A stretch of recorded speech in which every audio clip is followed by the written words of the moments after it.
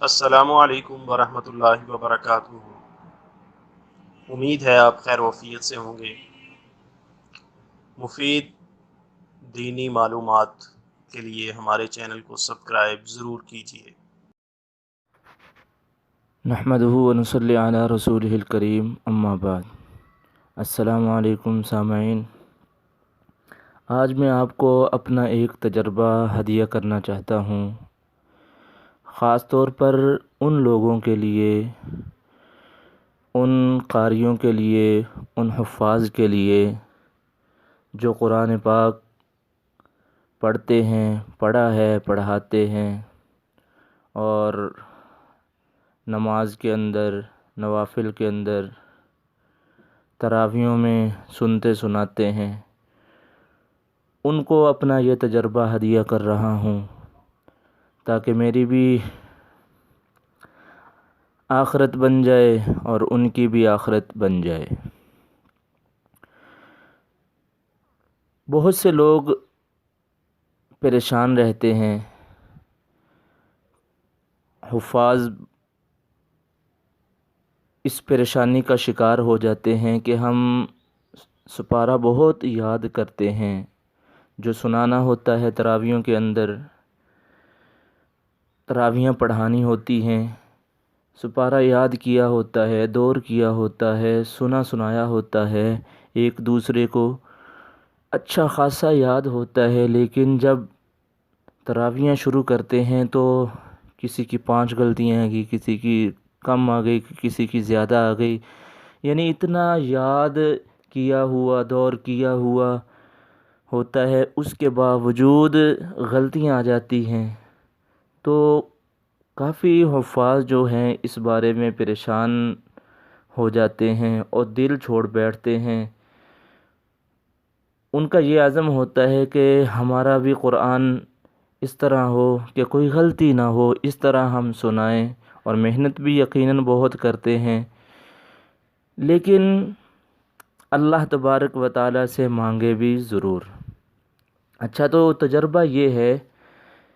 کہ جو سپارہ تراویحوں کے اندر سنانا ہے، پہلا سپارہ ہے، دوسرا ہے، تیسرا ہے،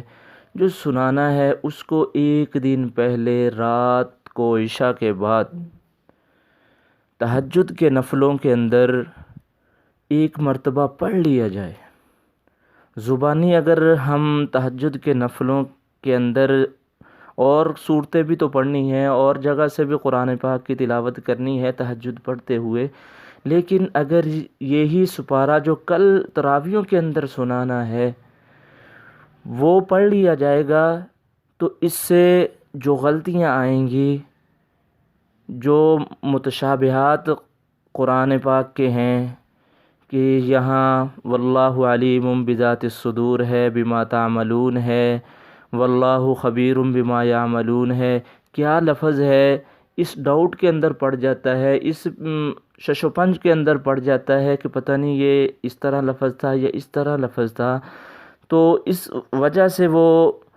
غلطی کر بیٹھتا ہے۔ فوراً تراویحوں کے اندر سناتے ہوئے وہ اس کا فیصلہ کرنا اور سنانا، یہ سارا جلدی کور نہیں ہوتا۔ تو اس کا آسان حل یہی ہے کہ ایک دن پہلے اس کو تہجد کے نفلوں کے اندر یا کسی اور نفلوں کے اندر، ابابیل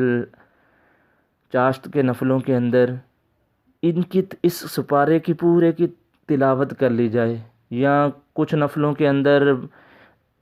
ایک پاؤ پڑھ لیا جائے،